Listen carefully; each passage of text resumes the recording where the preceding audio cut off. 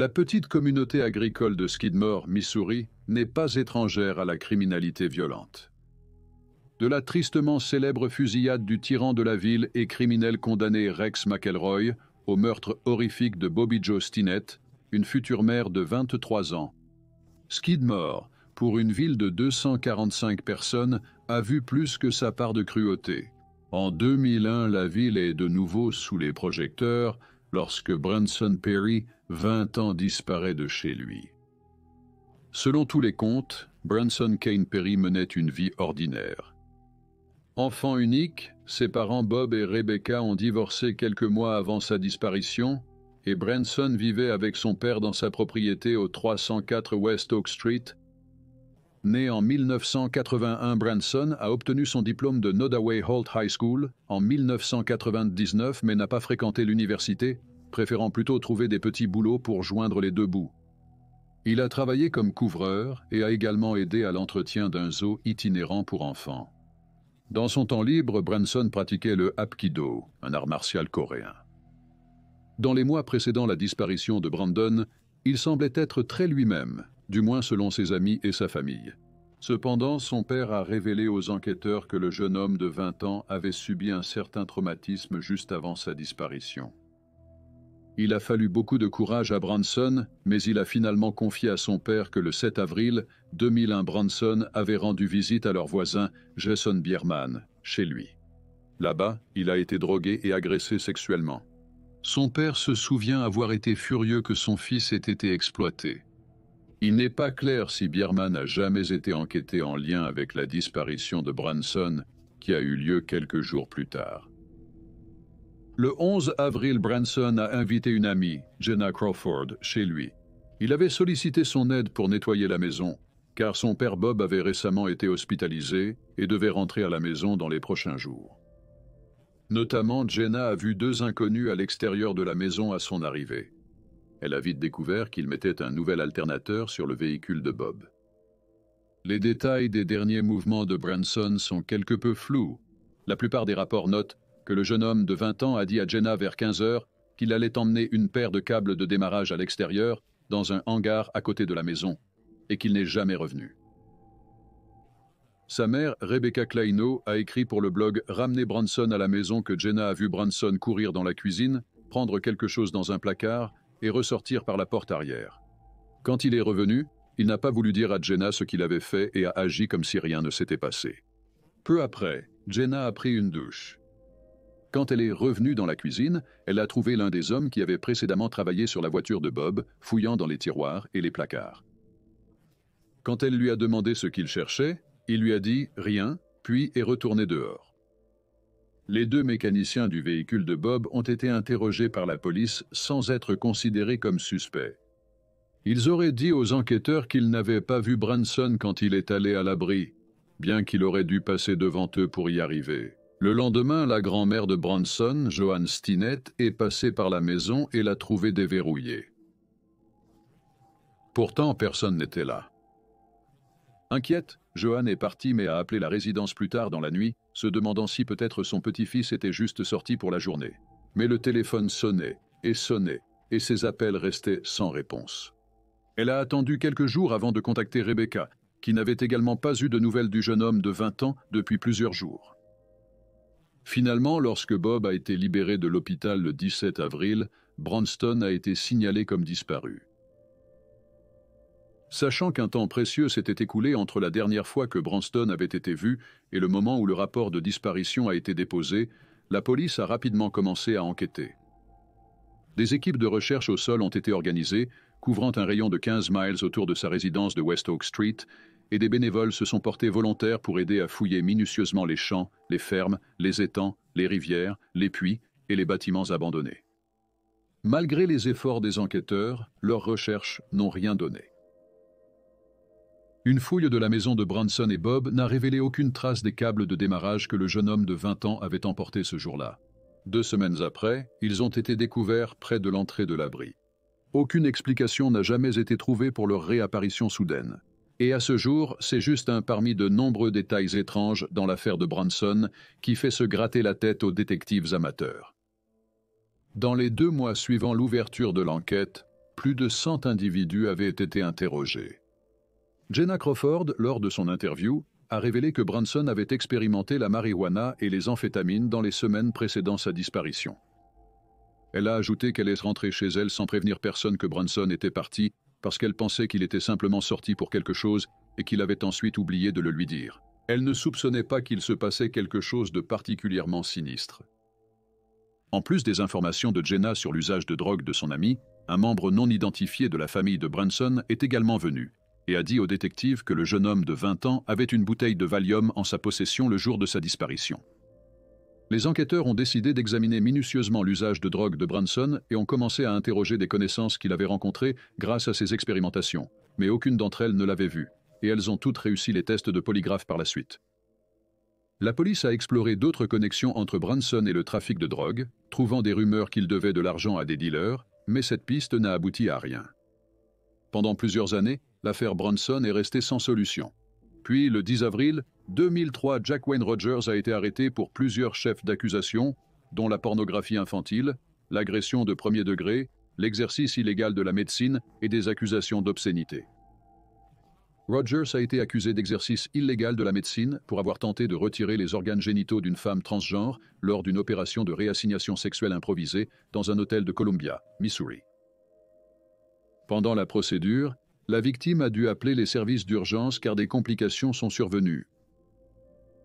Rogers était un homme connu de la communauté, étant un ministre presbytérien de 59 ans et un chef scout qui avait été trouvé en possession d'une vaste collection de pornographie infantile. Il était également un membre actif de forums de discussion en ligne où il décrivait la torture et l'agression graphique de plusieurs hommes différents, ainsi que prétendant avoir cannibalisé les organes génitaux des hommes qu'il avait castrés. Il postait sous des pseudonymes tels que Extreme Body Mods et Oh Hail Satan. Il a décrit sur les forums plusieurs crimes, dont un récit en première main de lui en train de choisir. Un autostoppeur blond qu'il a par la suite violé, torturé, mutilé et assassiné. Il prétend avoir enterré le corps dans une zone reculée des montagnes Ozarks dans le Missouri.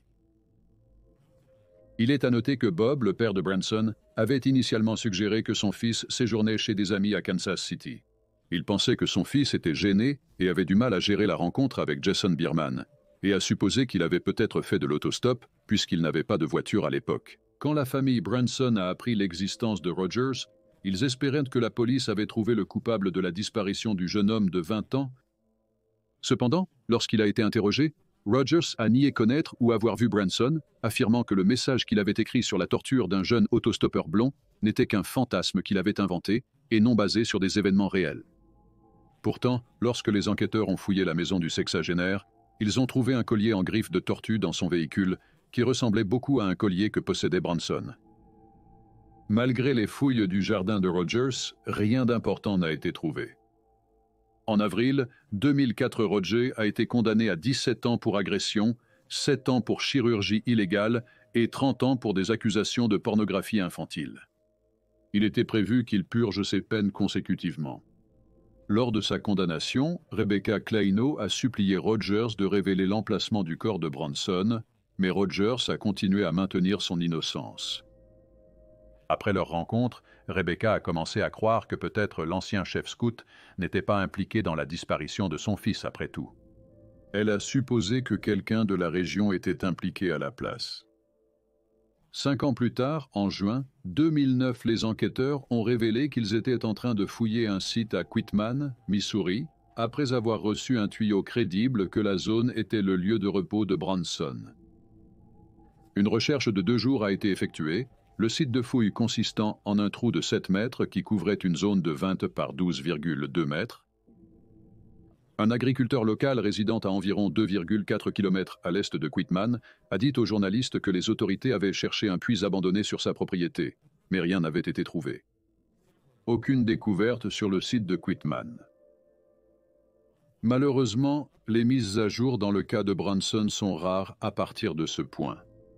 En 2010, Rebecca a offert une récompense de $20 000 pour toute information menant à l'endroit où se trouve son fils, tandis que l'émission America's Most Wanted a présenté le cas dans leur émission. Bien que cela ait ravivé l'intérêt pour l'affaire, aucune piste substantielle n'a été avancée. Plus récemment, cependant, un officier de police du New Jersey nommé Michael Kurz qui avait étudié le cas pendant 18 ans pendant son temps libre, et le bureau du shérif du comté de Nodaway ont révélé qu'il pense que l'affaire est liée à la drogue, bien qu'il n'ait pas beaucoup plus élaboré sur ses déclarations. De plus, en 2022, la tante de Branson, Gail McMurray, a déclaré à la presse qu'elle ne savait pas grand-chose de sa consommation de drogue, mais a dit qu'il lui avait avoué qu'il en consommait et souhaitait arrêter. Il devait apparemment entrer en cure de désintoxication quelques jours après sa disparition. Michael Kurtz et le bureau du shérif du comté de Nodaway ont également déclaré que bien qu'ils aient un fort suspect dans l'affaire, ils n'ont pas suffisamment de preuves pour procéder à une arrestation et porter des accusations. Capitaine Austin Hahn du comté de Nodaway a déclaré à Newspress Now, je cite, « Vous voulez vous assurer d'avoir autant de preuves que possible pour obtenir un motif probable, pour procéder à cette arrestation et pour envoyer une affaire bien solide, entièrement enquêtée aux tribunaux, pour espérer obtenir une condamnation sur cela et obtenir une certaine justice dans cette affaire. » Fin de citation. Il a ajouté qu'un corps devrait probablement être récupéré avant qu'une arrestation puisse être effectuée, avec Michael Kurtz notant, je cite, « Il est difficile de procéder à une arrestation pour une situation comme un homicide sans un corps ou sans les restes de Branson. » Fin de citation. La tante de Branson, Gail, a aussi dit « Les gens ne veulent pas se manifester. Leur vie sera en danger s'ils savent qui l'a fait. Quelqu'un sait quelque chose? J'ai promis à son père et à ses grands-parents que je ne renoncerai jamais à trouver Branson. » Fin de citation. La famille Branson a subi plusieurs tragédies. En 2004, 3 ans après sa disparition, la cousine de Branson, Bobby Jo Stinnett, âgée de 23 ans et enceinte, a été retrouvée assassinée. Son meurtrier avait retiré son bébé de son corps. Cependant, et heureusement, l'enfant a été retrouvé plus tard sain et sauf. Le meurtrier a été retrouvé, arrêté et condamné. Plus tard la même année, Bob Perry est décédé. Il n'a jamais obtenu justice ou clôture. Puis, en 2011, Rebecca Kleinow est décédée après une longue lutte contre le mélanome. Elle a été enterrée à côté d'une parcelle vide qu'elle avait réservée pour son fils. La parcelle vide de Branson a une pierre tombale où sa date de décès est indiquée comme étant le 11 avril 2001. Et enfin, à l'âge de 80 ans, Joanne Stinnett, la grand-mère de Branson, est décédée en 2015. Le reste de la famille de Branson, y compris les cousins, les tantes et les oncles, continue de chercher des réponses, tout comme les forces de l'ordre, qui ont souligné que le fait que les parents de Branson soient partis ne signifie pas que le travail est terminé. Branson Perry, âgé de 20 ans, a été vu pour la dernière fois le 11 avril 2001 chez lui à Skidmore, Missouri. Il est décrit comme un homme blanc de 1,75 m à 1,78 m aux cheveux blonds et aux yeux bleus. Au moment de sa disparition, il pesait entre 63 et 70 kg et avait une silhouette mince mais robuste. Branson a une petite cicatrice à peine visible sur sa joue droite supérieure, une petite cicatrice sur son genou gauche et il souffre de tachycardie. Il a été vu pour la dernière fois portant une paire de shorts taille 32, un t-shirt de taille moyenne à grande et des colliers avec des pendentifs en forme de pointe de flèche. Si Branson est toujours en vie, il aura 43 ans. Si vous avez des informations sur sa disparition, vous pouvez contacter le bureau du shérif du comté de Nodaway au 660-582-7451.